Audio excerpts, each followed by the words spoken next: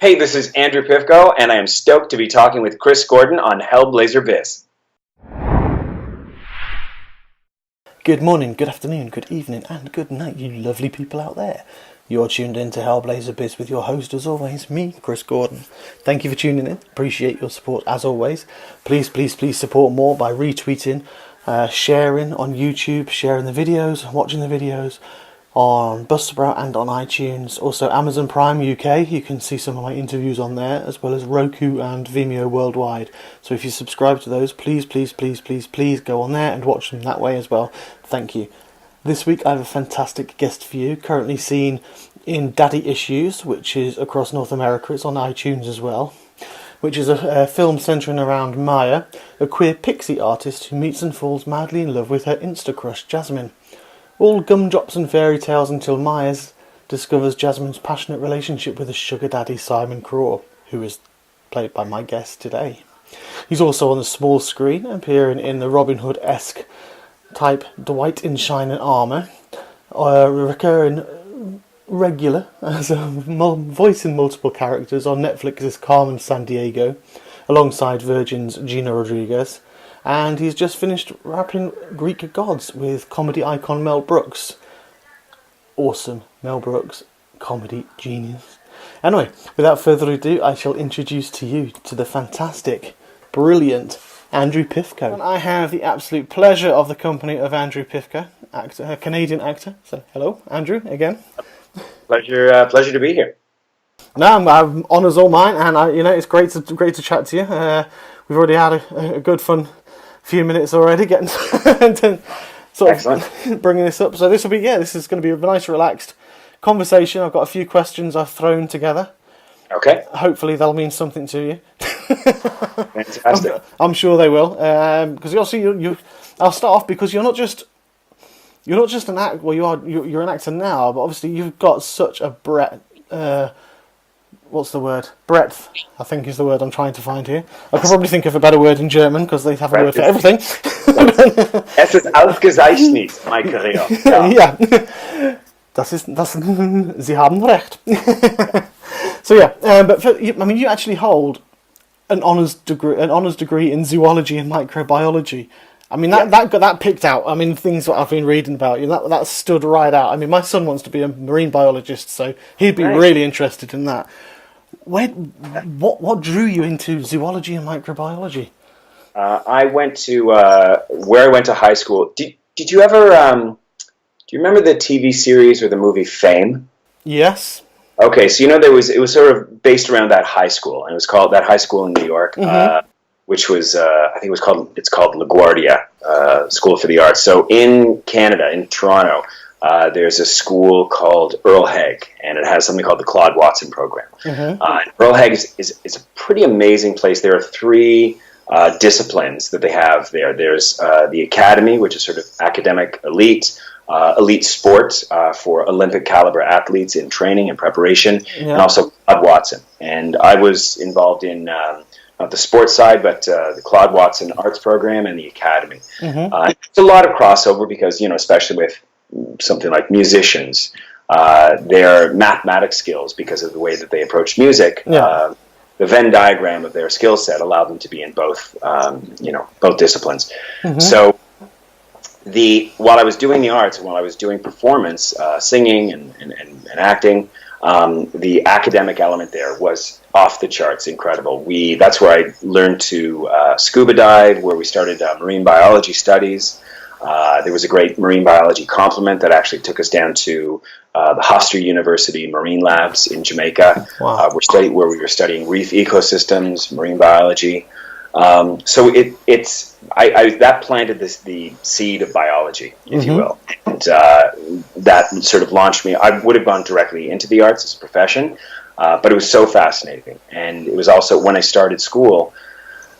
University of Toronto was around the time that the Human Genome Project was just starting up. They're actually mapping the entirety of the human genome, associating a particular base pair with a particular functionality, or all right, what does this gene mean for? Is that your right arm? Is that the color of your eyes? Is that the physiology of the human body? Yeah, that was fascinating to me, and because of just the basic nature of biology, but also because of the Human Genome Project, the nature of propriety of human genetics. Can we own a life? Can we own a genetic strand? It's around the time that there was one case called the Harvard mouse case, and they had made a slight adaptation to a gene within a mouse, and they tried to patent it.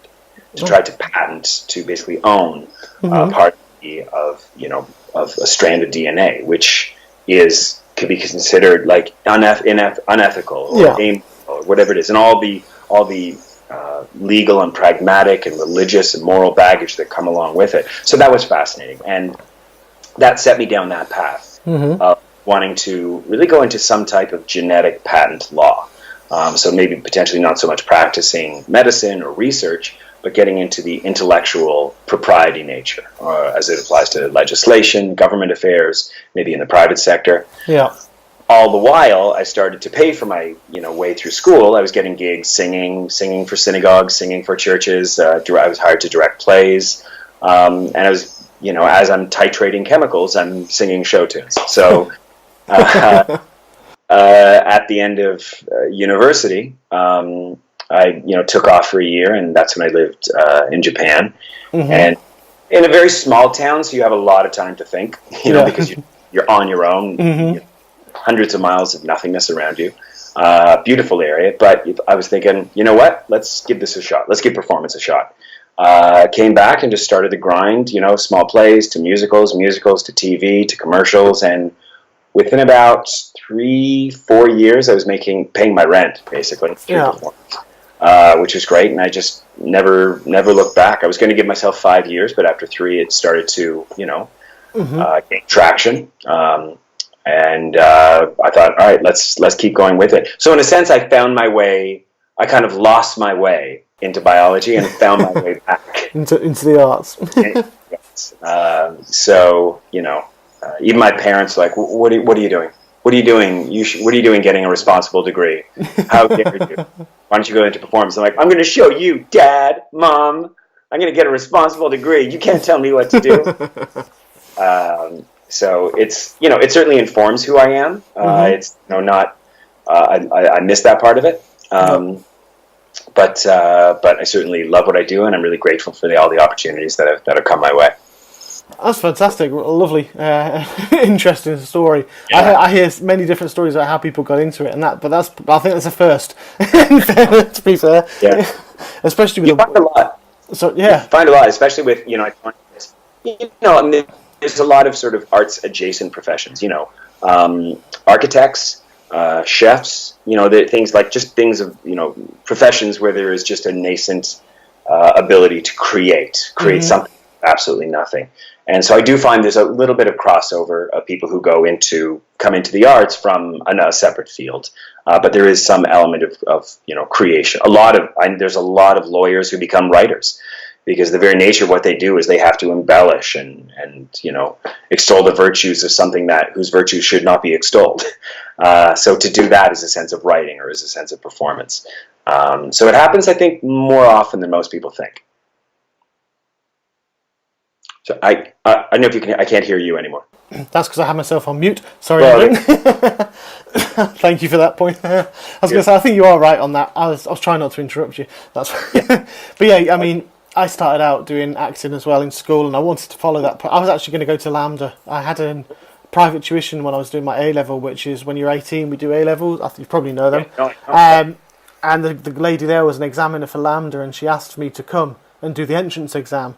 But at the time, my parents obviously, it was just like you've mentioned there, because it was a sensible degree and a sensible option. So I took German instead, which I don't regret, because I've had a 20-year career. However, I will say, because I've come back into the last 3 years, I've come back into the entertainment industry again with obviously my interview. I've been in a film. I had 20 lines in a film, an independent film in the UK, which was my little claim to fame so far. I'm trying to do more, but. In my IT job, to go back to what you were saying, is true, because the one thing I found I've developed into is process design. So again, it's the creation side, and I don't feel more alive. Well, like it's more alive when I'm working in work, but you know what I mean. When I'm working, and feel more invigorated than when I'm actually creating a process structure from start to finish. I mean, it could be something like the way people phone and log a problem and going right through to the solution. I'll create that. I create the process behind all that and do that kind of thing. And when I'm in a room with a whiteboard in front of me with about 3 or 4 people, there's nothing better than just drawing those things and seeing it be created in front of me. Because I've got, in my mind, I've got that sort of creative, the artistic, that more, that kind of mindset than analytical one, for example. So yeah, I can see exactly what you mean. That it can be symbiotic. That people have those different careers. Yeah. That was a long-winded way of agreeing with you. No, it's great. Do you know a filmmaker that I went to school with there, Marcus Marcoux? I don't know. No, he's a filmmaker in London, and he also has like his side business was IT. Did quite well, but he did a who is it who played on Game of Thrones Stannis Baratheon? Very well known. Yes, and I can't remember. I know who you mean. I can't remember his name. He's been in a number of theatrical mainstay in London, in New York. I'm going to have to look this up now, sorry. It's going to bug me for the whole thing. I went to school with Marcus, and he did a film. He wrote and directed this film about a chippy, a fish and chip shop. Yeah. And a very family-based drama of like a father and son coming back together. But yeah, just what you were saying reminded me of that notion of he was in IT, but he's a great actor, but he brought it together with his writing and performance. But his IT helped his logistical side of bringing a production together. Yeah. Stephen Delane. Is it Stephen? Stephen Delane? He's Stannis Baratheon. Yeah, Stephen. Yeah, I think so. Yeah, Delane. Yeah, Stephen Delane. Yeah. Okay, cool. Seeing what he's been. Sorry, I had to do. I knew it would have bugged me otherwise. Right. I'll wake up in the middle of the night tonight and go, "It was here." Of course. Yeah. And we won't talk about Game of Thrones. So I just watched this episode. Right. Talk about that. You just watched? Yeah, I watched it yesterday. I think you get it on a Sunday night, don't you? I've already watched it. I mean, we could spend a whole hour. Oh yeah, I know. But suffice to say, gobsmacked. Yeah, basically. We watched. Obviously, I lost my job on Friday. Then I watched Avengers Endgame on Saturday. Wow. And then Game of Thrones. I think I caught up with it on Tuesday. And my Facebook status was obviously like, lost my job Friday, watched Endgame on Saturday, Game of Thrones, I can't take any more. I was just like, that's it. It was. There were tears. Sorry for the loss of your job. Thanks, that's fine. It was joys of contracting in IT. It doesn't get renewed, and you don't get told until a week beforehand. Oh. Well, I knew about 3 weeks. I think I had about 3 weeks on this one, so that wasn't too bad. But it's a slow market. Sure. But yeah, I mean, Game of Thrones. Yeah, that is just we would be here for all night if I carried on with that one because that was right. Do that another. Yeah, that blew me away. Anyway, so yeah, moving back to yourself. You are obviously a Lambda graduate as well because you came over here, and so you was zoologist background. You've got the biology. You've got the Japanese, the German, the Hebrew, I believe as well. Right. And I lived in Israel for about a year. Fantastic. I mean, that's great. We did actually share a couple of words in German earlier, which we could do the whole thing in German. I tried. I had guys. I asked people. German is. I mean, it's been a few years since I've used it actively, and that was your degree, so I can't compete. It's been several years since don't worry, mine's very, very rusty. Okay. It's been a few years since I've used it fully as well, but I tried to get the guys from Das Boot, the new TV series. Okay. And I said that when I wrote to the publicists in German. I said I could try and do the whole interview in German if it would help. Yeah. They weren't impressed with that either. Right. Never mind. Right. It happens. I find that with people, when people see likes of you on screen, Andrew, obviously there's a lot of stuff people don't see, and that's the hard work that you do behind the scenes to get onto there. Since I've started this up, I can see a tiny smidgen of that with the work that goes on behind the scenes. To get a guest like yourself, there are probably 100 times I've written to different people to try and get someone to come, to land a great guest like yourself. And it's the same with the role for the roles that you do, because people see you on screen. We'll see you. We're going to see you in obviously with Mel Brooks and obviously with Daddy Issues, which is at the moment, which we'll talk about later. But we see stuff like that on screen. But what they don't see is how much time you've spent with self-tapes, auditions. How do you find that process? Because I mean, you have been lucky with your career, so it's there's a couple elements for the logistical elements of like the money that you spend and the time that you spend and the memorization. That's it's just a necessary evil, and any profession. I mean, we can focus on the doctor who gives the diagnosis. And just that's a nice friendly meeting, but what you don't see is the 72 hours of residency where they haven't slept. So that's yes, it's most of the time, like 99% of the time, it's just thankless tasks. But that's true of almost every profession. Of everything from IT to surgical work to whatever it is. So it's just it's part of it. You take classes, you try to keep your tools sharp, try to touch base, and try to get good people who can speak the truth to you. You don't want to be. You want to be surrounded by people who aren't sycophants, but you actually give you constructive critique. That means taking classes, and then that's what you have to do. So that's the logistical side of it. For the audition side of it, that's its own beast, and you have to really learn to not just deal with it, but love it. You have to learn to love that, the bringing yourself to the table, and if it's just a low-level person with a camera in a room, or sometimes auditioning for 15 to 20 people. It's part of it.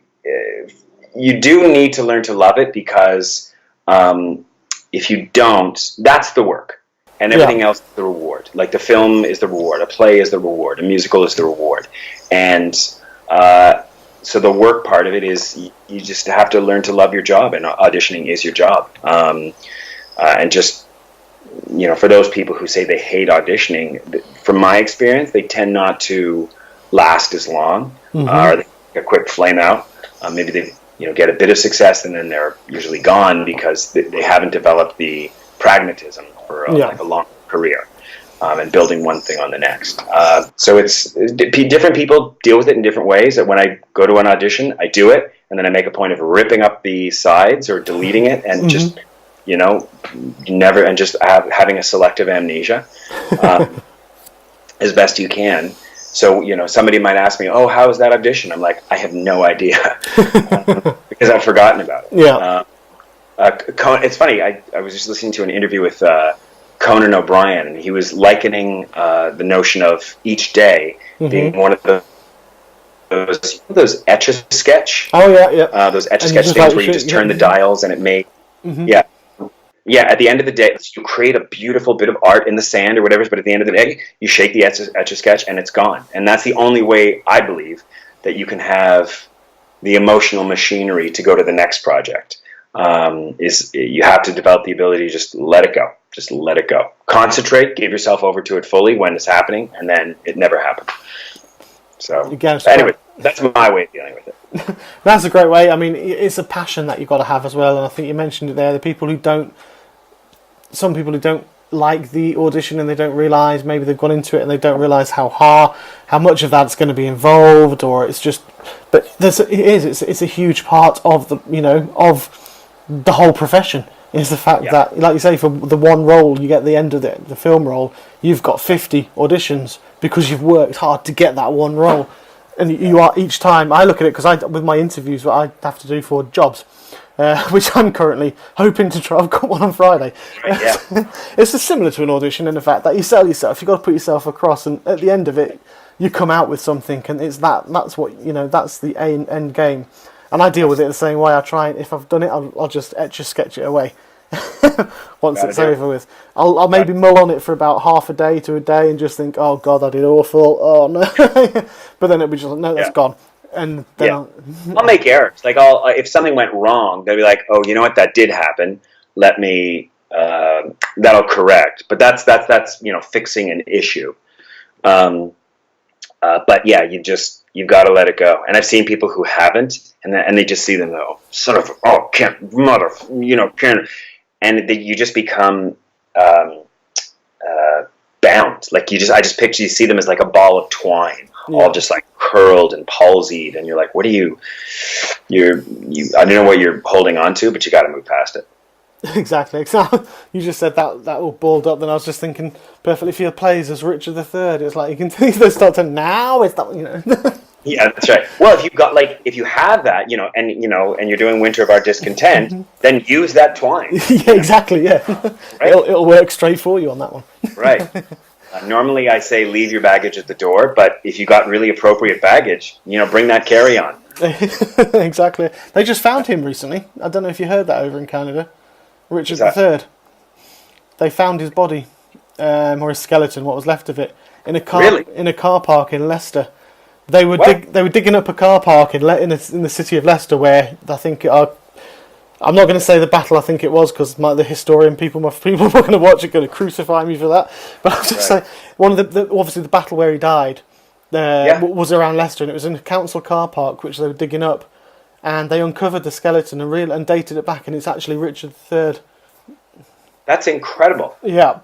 How did they identify that it was him? The curvature in the spine. Oh, right. Yeah. There were other areas and everything they did. They worked it out from, and I think there was some actual parts. You're the first I've heard that from. That's incredible. Oh yeah, he's been moved to. I think it's Leicester. I think it's Leicester Cathedral. He's been moved to rather than York. There's a big argument. People wanted him going to York because obviously that's where he's from, and the son of York. Yeah, exactly, the son of York. But they've buried him. They've reinterred him in Leicester. Wow. Bit of history fact for you there. That's quite recent, isn't it? Yeah, it's the last couple of years, I think. Maybe last 2-3 years, maybe. Wow. Yeah. Nice. Yeah, it's probably not made global news. That's all. It was just, but it's been quite. It was quite a historical find for us over here. Yeah. Amazing. Yeah, it was. It's you say you got Shakespeare. You grew up with Shakespeare and history, knowing that, and then to suddenly realise they've actually found the actual genuine guy.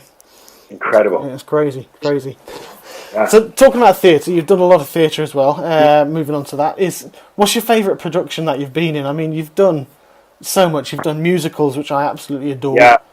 There's I have two, and one of them ties back into my time at Lambda. I did a production of there's so many great ones. There was an outdoor theater called Resurgence Theater in Newmarket. Mm-hmm. I did a production of R&J up there. I gave my Mercutio up there, and the director was this man named Chris Abraham, who is a director at our Stratford, Canada. Yeah. So it was obviously quite a celebrated festival. It's gone back decades and decades, and it was just a beautiful. It's outdoors, and it embraces. The whole production was beautifully directed, beautifully performed. Mac Fife and Michelle Monteith as Romeo and Juliet. Mm-hmm. But just doing an outdoor production, and the flies are going around and the bats. But it was like probably one of the most like animalistic productions I'd ever been in. Yeah. And for so many reasons. Sometimes it was the rain started, and you kind of use the rain. You're slipping around, and, but it was probably the best celebration of language and theater that I'd ever been involved in. In my final. No, I guess about halfway through the year at Lambda, we did a production of Titus and Titus Andronicus. And it was a pronunciation of a word that almost got me actually kicked out of Lambda.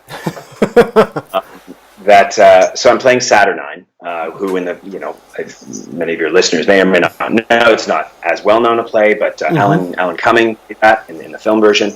So it is a mercurial role, but it's an amazing role. And right at the outset, I'm meeting Bassianus, my brother, who's mm-hmm. taken my pride away. And I see him, and I have the first line, and there's the thing. It's so Bassianus, you have played your prize. God give you joy, sir, of your gallant bride. Like, F you, dude, to take my wife? What up? Yeah.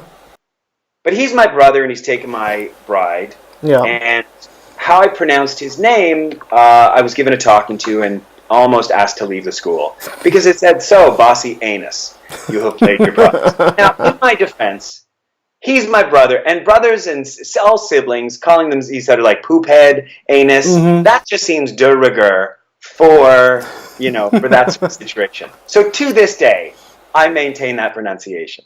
That said, it was actually Marcus Marcoux was our Titus. It was directed by Stephen Jameson, who is an amazing, he's like one of the lads, right? Like, should we fucking go? But, he's like one of the lads. But also, he's an incredible clown, like Jacques Lecoq clown instructor. Right. He really gets into the dark nature of clowns. So that, pretty amazing. So I would say, that was great. Those two productions are great. I'm doing a musical at Second City in Hollywood, which is one of the best composed and narratively written pieces, called More Guns, the NRA musical. I saw that one. Yeah, that looks really. What's that about? It goes right to the heart of the issue. Like, it doesn't mince words. The writers, Philip Labus and Michael Okonis, are incredible writers in the sense that they know what they're getting into, but they don't want to preach. No audience wants to have a message banged over their head. Yeah. Is this a message play? Am I supposed to respect it? I just want to enjoy myself. And fair enough. And they know that. So they're good enough to establish a narrative, know what they want to do, know the change they want, know how to act upon that, but without being preachy. Yeah. So I play an NRA lobbyist, and there's shootings, and sadly it's an incredibly prescient production. We're never more than a week or 2 weeks away from a shooting in America. Most recently, that just happened in University of North Carolina. Two people were killed. A week ago, literally 6 hours before the show, was the shooting at the synagogue in Poway. And so it is sadly an incredibly prescient production. They're very much aware of that, but they also know how do you mix in comedy into a very heavy production. The best comedians, George Carlin, Sarah Silverman, can figure out how to work their way through the tragedy of a given subject, and bring their idea of change across. So it's a great production, but also one of the productions I'm most proud to be a part of. And we just got extended. We just had our second extension until August. Fantastic. Which we're really, really stoked about. I would say, back to your original question, those are there have been so many great ones for so many reasons. Yeah. That Romeo and Juliet, Titus Andronicus, and now More Guns, which is I'm happy and proud to be involved in. Fantastic. That sounds really good. I mean, I've got the only thing I'll mention on that is I saw an interview with someone about last year, I think it was, when I was living in London. Piers Morgan, yeah. I can't stand him, but he gave a cracking interview to the guy. It wasn't an NRA lobbyist, but it was, I think, it was the NRA convention, and it was one President Trump had gone to, and and he'd visited it, and the guy was saying that it was perfectly safe. There was obviously where President Trump was, no guns were allowed. So Piers Morgan he wouldn't let it lie. The guy actually ended up just blustering because he goes, if it's so safe and everyone's so safe in the NRA, how come where the president's in the room there are no guns allowed? And the guy he was just going all blustery and all full of gusto and everything. He just couldn't answer. I was crying with laughter because I just thought it was absolutely hilarious. I know it's respect. I know people who own guns legally, and they are very safe with them. So I'll put that out there for people who are watching. I'm not dissing everybody with guns, but it's the ones who are those extreme attitudes for it. But that's exactly what your musical, I think, probably does convey that message. So. Yeah, it touches on. It doesn't say specific to the. It doesn't speak to the specific political event, but it talks about, people with mental illness, and associating mental illness with trying to dissociate mental illness with ownership of guns. We talk about that in the musical. How we do it is we do a gun show as a puppet show, right? Because puppet shows are crazy and gun shows are crazy because there's loopholes and there's no background checks and people without examining should this person who might be mentally not at peace with themselves or restraining order or whatnot. It touches on that issue. It is no small coincidence that I believe on his first day of office, he signed an executive order which dismantled the notion of banning people who have some degree of mental illness from owning guns, like on his first day of office. Yeah. So, yeah, it speaks to the issue without speaking to the direct political event. That's fantastic. I love that kind of thing. It's satire. Absolutely. And that's probably... as what was it Donald O'Connor said, make them laugh from Singing in the Rain.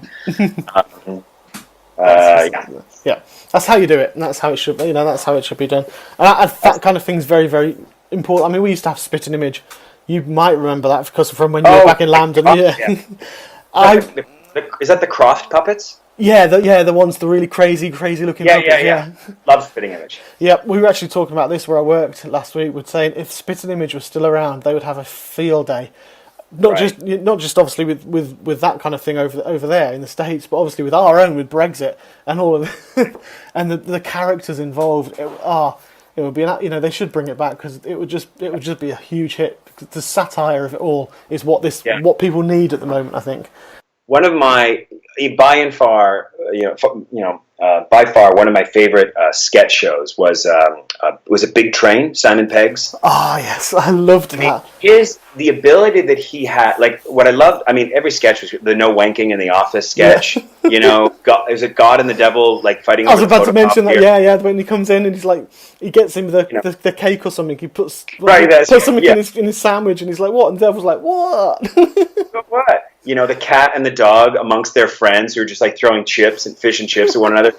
So, the sketches are great, but in a general conceit, the notion of supernatural characters, in really mundane situations, is such a great overall comedic conceit. Mm-hmm. I don't know if he'd ever pick up that show again or something like that. His work I love all of his work, but the notion of approaching larger-than-life characters, like a Trump, like a Putin, in really mundane situations, just be assholes, who ate all the cake and didn't leave any for anybody else. It was Trump, because he's a dick.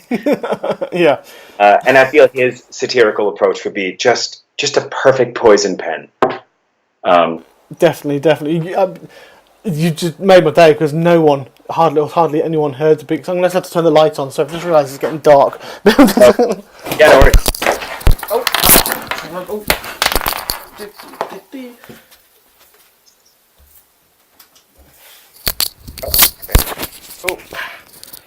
And I've also just spilt my drink all over the floor. So sorry, 1 second, Andrew.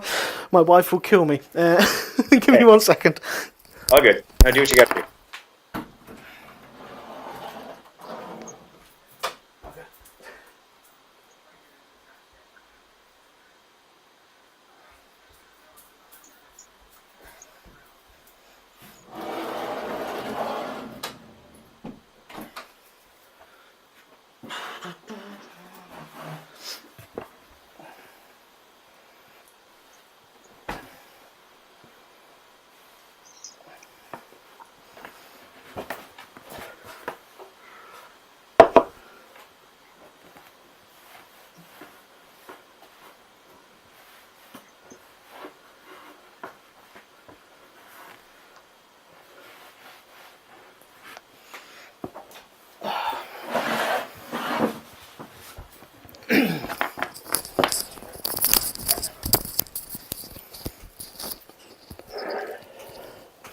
Sorry about that.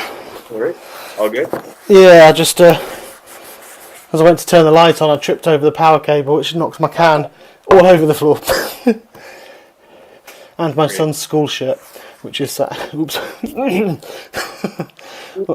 Yeah, I'll keep quiet on that one.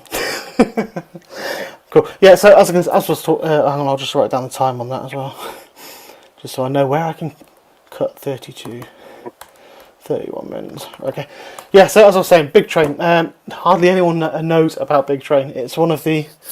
It's quite old as well, I think now. But yeah, the Devil and Jesus sketch doing The Office was one of my funniest and favourite sketches. It was, and they say the dog and the cat just brought so many memories. But hardly anyone says it. Probably the no wanking in the office is the concept. I mean, it's a funny sketch, but the concept, the notion of like that you would really reduce something which could be elevated to really just like, am I to be treated like a pariah? Because can I just say, January and February's reports are sticking together because of your masturbatory, fluids. It's ridiculous. So just, reducing a horrible thing into a very small package. Comedically, I love that idea.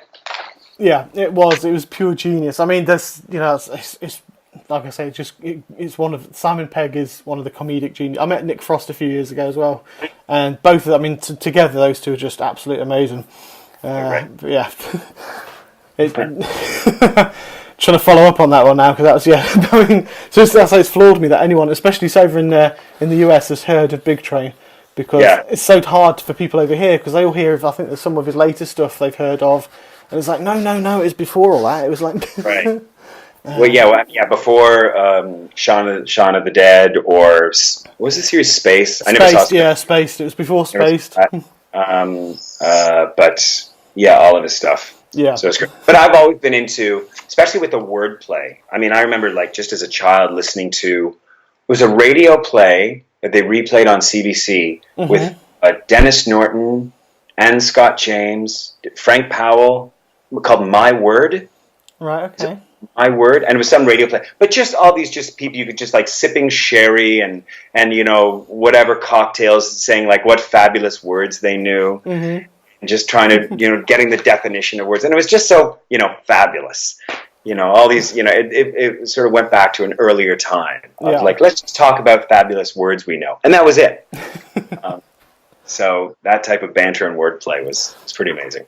Excellent. Yeah, I mean, I've not heard that one, but there were some greats. Again, with Beer All Night, it's Blackadders. I grew up on Blackadder and Monty Python myself. Forget about it. And the Goon Show. The which? The Goon Show. The Goon Show.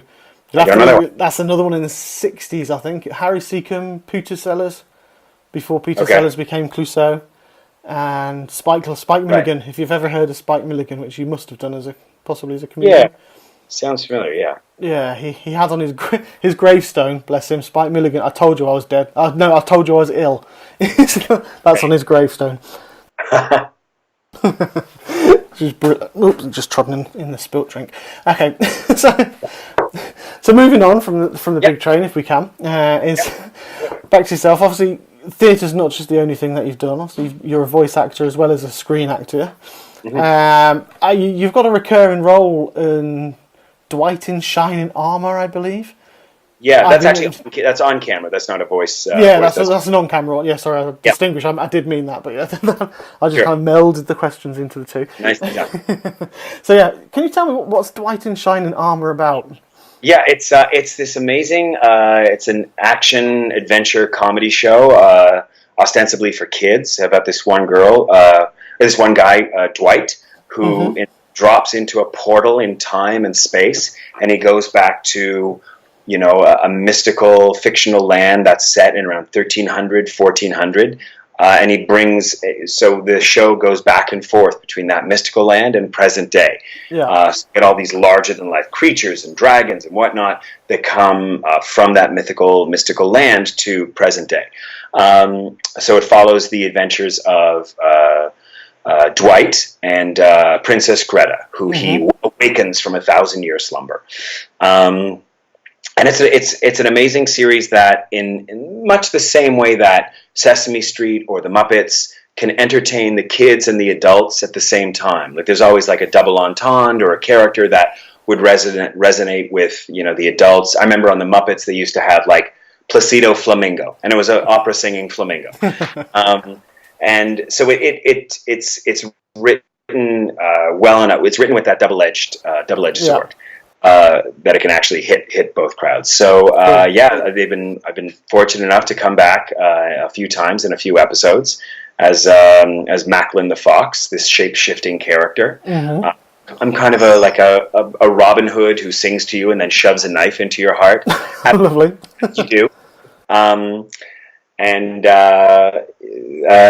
so it's just amazing. So I shot 2. I think they're starting again on season 3 coming up. But that's the general gist of it, the tone, and really, I was excited to be part of it, and I'm looking forward to shooting some more. Apparently, fantastic. That sounds great. The singing, stabbing the heart while he's singing, just brought memories of Danny Kaye in the Court Jester up with him. I mean, come on, that's actually one of my.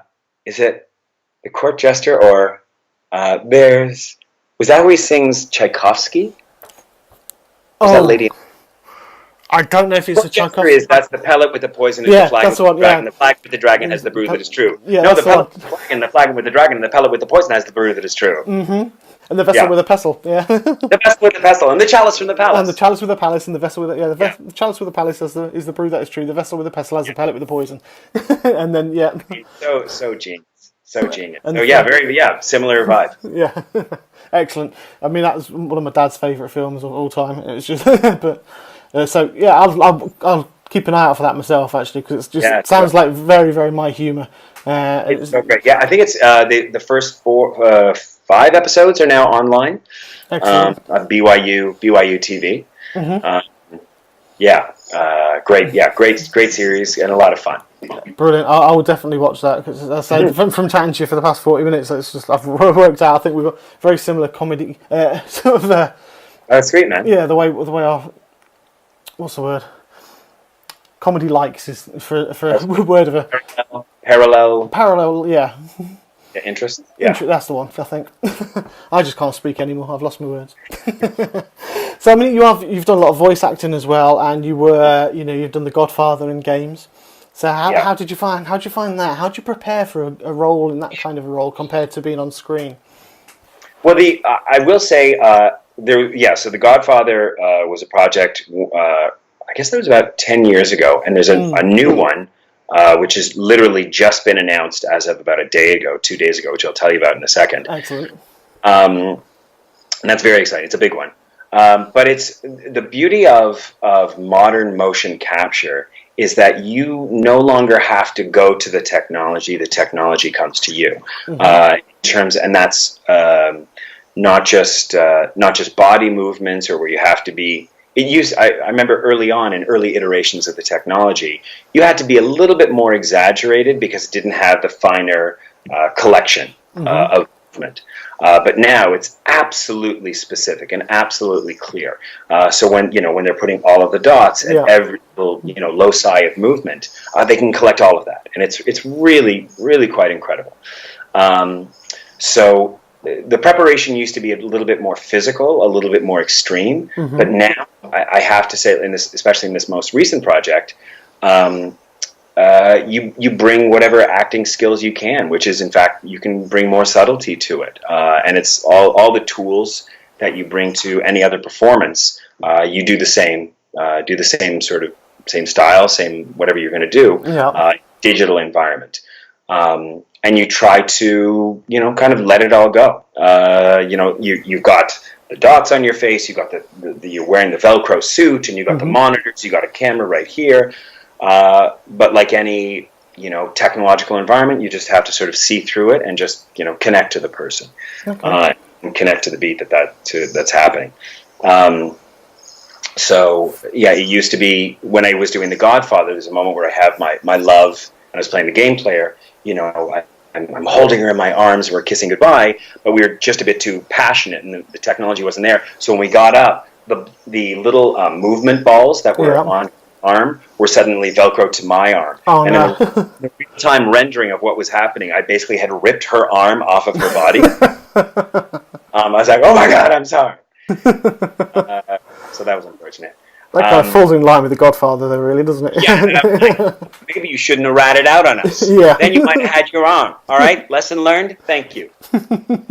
No, the one that's coming out, and the trailer just dropped, I think 36 hours ago, was for Madden 20, which is the video game, the NFL video game. So this is their 20th iteration. Already, and, wow. I play this awesome sports agent for the main player and the main coach.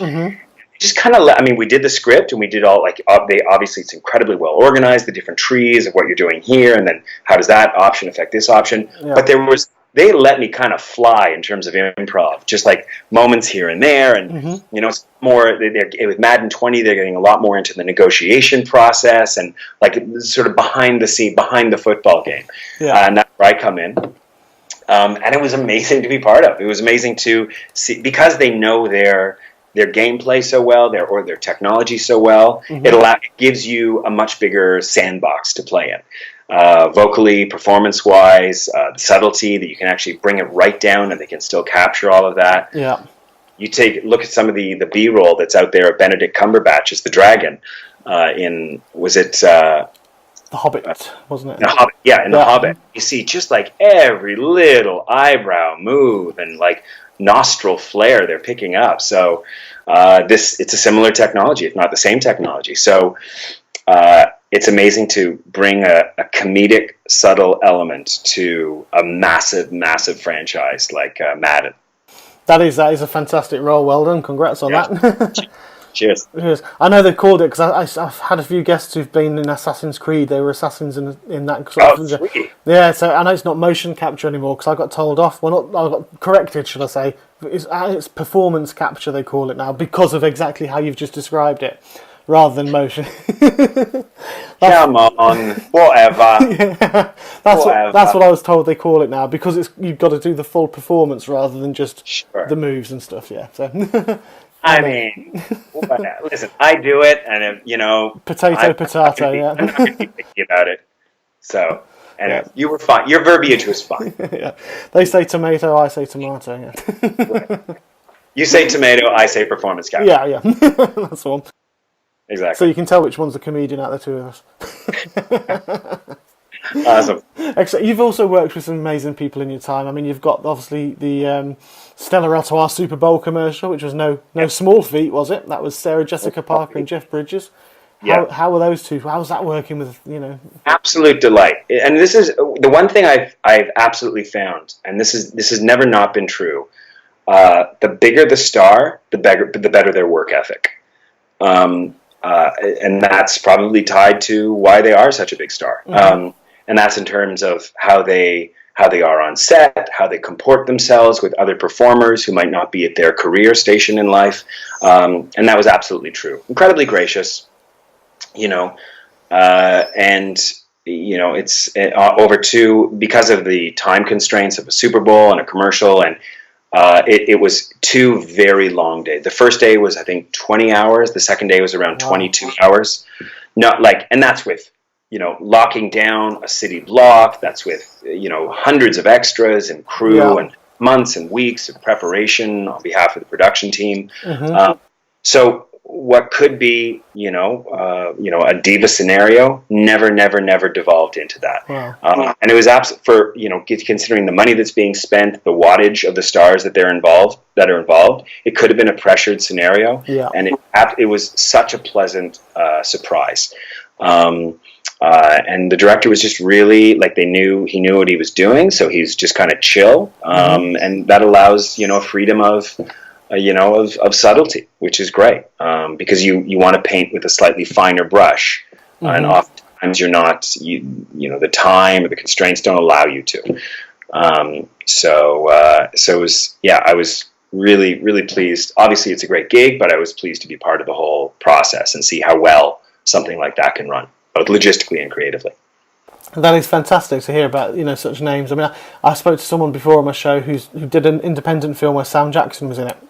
Oh, great! And you're right, the work ethos there, and the way they work, and the way it's, as you all do, hone your craft. The people, the higher you go, sometimes you might think that some are complacent because they're in such a big, that's it now, they've made it, that kind of thing. But they're not, they're not. I mean, for Sam Jackson, I think the film was, I think it was called Cell, but the girl had lost her brother. He was dead against a tree for some reason. I can't remember. I've seen the film. I just can't remember. I've seen that many. I've slept about 500 times since I've seen the film. So, yeah. But yeah, he was dead against the tree, and they were just going to move off.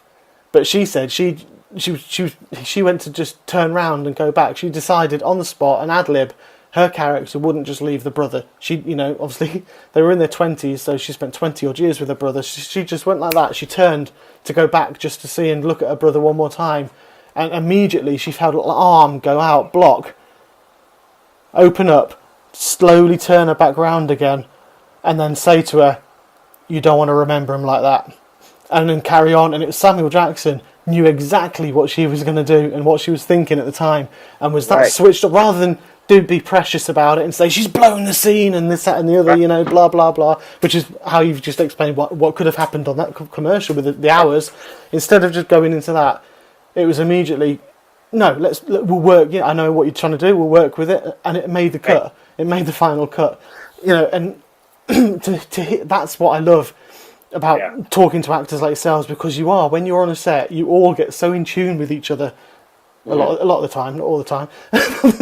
Most of the time, you can be so in tune with each other. You just instinctively know where you want the story to go yourself. So if there is something that's slightly off script, you can follow it and you can pick that up, and that's the expertise, and that's why you do what you do and why we see you on screen a lot and on stage. Like, it's really nice when you get into those situations. Like I've done a couple TV series where I was working with some very well known people, and once you get into the what's the German phrase, the Sturm und Drang? Mm-hmm. Yeah, I think I'm thinking that's right. Sturm und Drang. Like once you get into the mess of it, when you tear away all the ephemera of fame and lights and camera and whatnot, you're just a couple people working on a scene, and that's the ball game, and that's the match. And so if somebody, then you're just whatever. It doesn't matter what level of fame you are. You're just a couple people working on a scene, and you're working it out with the director, and you really want to be there. So whatever brought you to there, contract negotiations and logistics and salaries, that all goes away, because in that moment it doesn't matter. Yeah, that's the only thing that matters, and it's nice. It's a nice reaffirmation of the reason that you brought yourself to that, like you were mentioning in the earlier part of this interview, of why you went through all these logistics in the first place. Yeah. So it's a nice affirmation of that. Fantastic. You are right, obviously. And another legend. I know you have worked with a lot of people, I say, because you have got a huge crew, which will take all night, I think, to go through, because you've done it. But the one name I do want is Mel Brooks. What was it like with Mel Brooks? Because he's a comedian who I absolutely adore, and I know there's a lot of criticism. Some of his earlier films, people want Blazing Saddles banned and stuff, and I've heard that in the UK, and it's like, really, I can see why. Obviously, it was totally politically incorrect, but I love it. I think it's one of the funniest films ever, and you've got to take it in the context of what it is. That's just it, context, and I think that's what people will often. We keep with the question that's bubbling to, that's coming to the fore right now is, in this era of political correctness, can we have dark comedy? And I believe we absolutely can. What we might have to change is we might have to give context a little bit more in each situation. We can't just say the joke and hope for the best. Yeah. That being said, even somebody, let's take Blazing Saddles. You brought up Blazing Saddles. There's that moment where the sheriff holds a gun to his own head and says, "Don't move," or and I won't say it. But that is a brilliant way of talking about it. That's a brilliant way of getting into it. That he does. He is Jewish, and he talks about the Holocaust through the eyes of the producers. Yeah, and that's not going back decades and decades. That's just going back a few years, where he's staging the producers on Broadway, and have these Germans singing on stage, because the context is, we need to make the show so bad, we need to make it offensive that it does fail.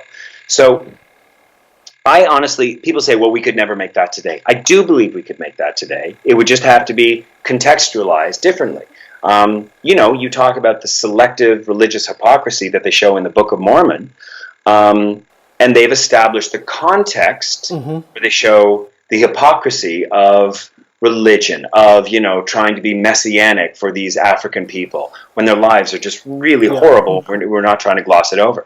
So, the great thing about Mel Brooks is he always understands whatever the zeitgeist might happen to be. In this case of the Olympians, which is the film by your countrywoman Megan Sunder.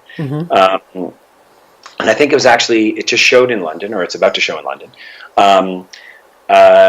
is that, this is a show about the immigration debate. Like, we hear about these Mexican families being separated, or people from Central America, their families being separated, parents from children torn from their parents' arms. Conceit of the film is, what if Zeus, Athena, Hera, Aphrodite were separated? What if we separated a Greek family? Which Greek family? The Olympians. Yeah. And so, once again, it stirs up the political pot, and he's never been afraid to get right into whatever the issue happens to be. So it's to see him work is incredible, and it's so rare that the mythology of a person meets up with the reality of a person. But when the reality exceeds the mythology, like actually seeing him work and knowing that, like, this guy is however old he is, like 93, 94. I think he is something like that now, isn't he? That might be off by a year, but to see that is such a it's also a call to arms for me as a performer. It's like, whatever your problem is, get off your ass and get to work. Because this guy's doing comedy, political comedy, that's on point at 93, 94. So Andrew Pifko, what's your excuse? So it's an honor, and it's a call to arms, and it's everything. Yeah, that's brilliant. That's fantastic. I know, I say he is very much like that, and it's all about context. When you mentioned the producers, I was thinking of the one song, but I think it was actually "To Be or Not to Be," where he's doing Hitler on stage, and he was just like, "I want peace, peace, peace. A little piece of Poland, a little piece of France, a little piece of Britain," and that kind of it was great. So it does. It's very. He takes the mickey out of everybody, but he does it in such a way that, like you say, it's political satire of the time, and that's what I love it. And Blazing Saddles, you can't beat. Look at that hand, steady as a rock. That's the hand I shoot with.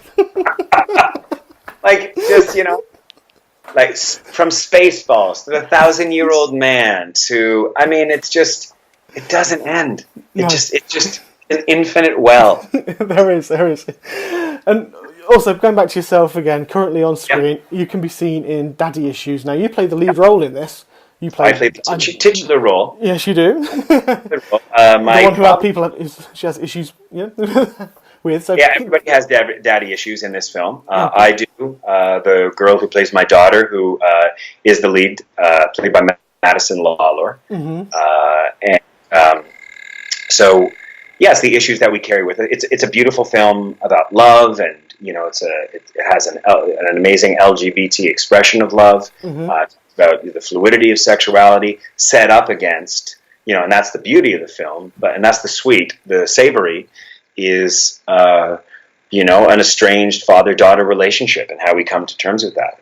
And then my daddy issues with the person who plays my father, who actually used to be on Baywatch and Perry Mason, Monty Markham, who's okay, yep, I know the name. Yeah, he was. Most people would back in the day, like probably 20, 30 years ago. He was a very celebrated actor, TV, series, films.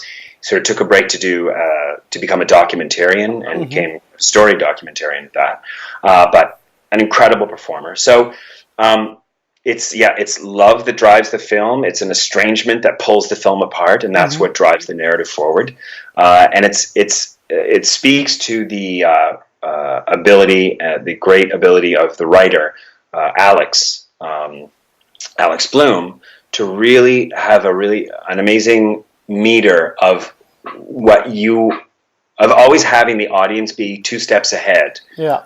What the characters know, and that's the challenge of shooting an indie film like this is when we're shooting out of sequence. What am I supposed to know when?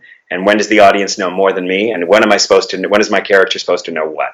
And that's just as an underpinning to whatever, schmacting or acting that you're going to be doing.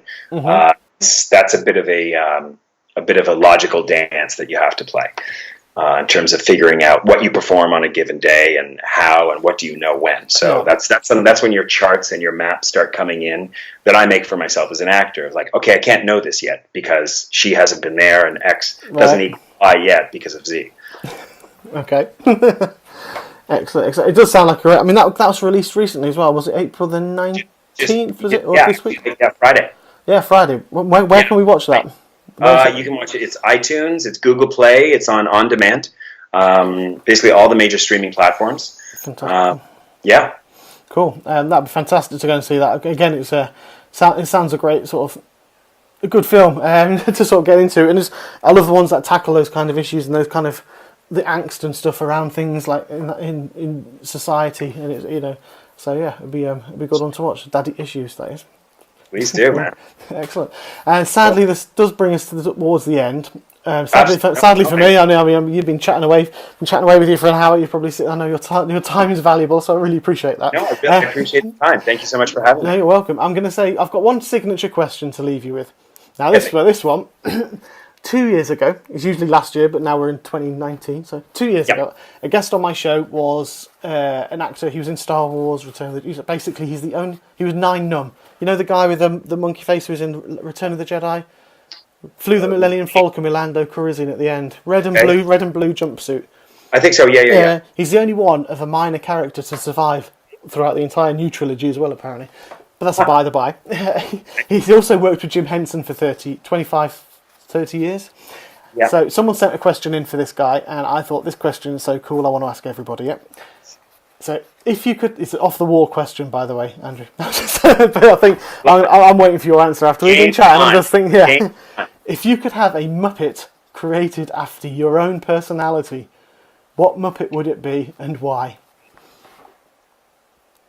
Well played, my friend. Well played. I'm going to say, I'm going to give you two answers. Because one is the one I aspire to be most of the time. Right. And one is the one that I sometimes, when I fail, I'm this other character. When I charge into a project, something that I've written or something that I'm acting in, I give it my all, and it exhausts me. I am animal. I am absolutely animal. Because he just wails on the drums. Mm-hmm. He wails on whatever situation, and then he goes to sleep. It's to access it with absolute abandon, and then to have a nap. I aspire to that. So I would say chiefly animal. Sometimes, like, if I'm trying to ask a girl out on a date and I just feel like all of a sudden I'm a 12-year-old boy who doesn't really know what he's doing in this world, I'm 100% Beaker. Dr. Bunsen Honeydew's assistant. And also, it ties in the singing because there's a video floating out there of him doing, is it La Habanera? Meep, meep, meep, meep, meep, meep, meep. Yeah. Is that so? that despite his shyness, despite everything else, he tries to get that song out. But when sometimes when you realize like, oh, I don't know what to do, and you realize like I don't have the skills to approach this situation, and I'm decidedly not animal. I am Beaker. So in the colony of me and of my Muppets, in the canon, I would say I hope I am more often animal, but every once in a while I'm Beaker. That is my answer. Fair enough. Good answer. Yeah. Now you got to do an impression. Now you've already done an impression of Beaker, so fair enough. Yeah. I did my Kermit to this guy, and he wasn't. I don't think he was. I was like, "Why are there so many songs about rainbows?" That's my little piggy. You need it on set, piggy. That's my Kermit. Genius. Absolute genius. I'll do my. Well, this is an absolute pleasure. Yeah, man. no, you too. So I do appreciate it. So thank you. This has been, I say, an hour of your time. So I really do appreciate your time. Is there anything quickly before? Is there anything you'd like to say to people? One last passing. One. No, I'm just, I hope to get back to London as soon as I can. I love living there, and and I hope everybody can really enjoy the great work that we've all put together on Daddy Issues. Fantastic. Thanks again, Andrew. That was absolutely fantastic. I really, really appreciate the talk. To everyone who tuned in and listened, thank you all for doing so. Please, please, please subscribe to Hellblazer Biz on YouTube, iTunes, Buzzsprout. Follow me on Twitter and find me on Facebook and Instagram as well. Find me on Amazon Prime UK for those of you in the UK. And if you're worldwide, you can find me on Roku and also Vimeo worldwide. So please, please, please go out there, subscribe, review and share to Hellblazer Biz. To Andrew Pifko and to the Anderson Group Public Relations, once again, thank you for putting me in touch with Andrew. I appreciate all your support as always. So this has been Chris Gordon with Andrew Pifko on Hellblazer Biz. Till next time.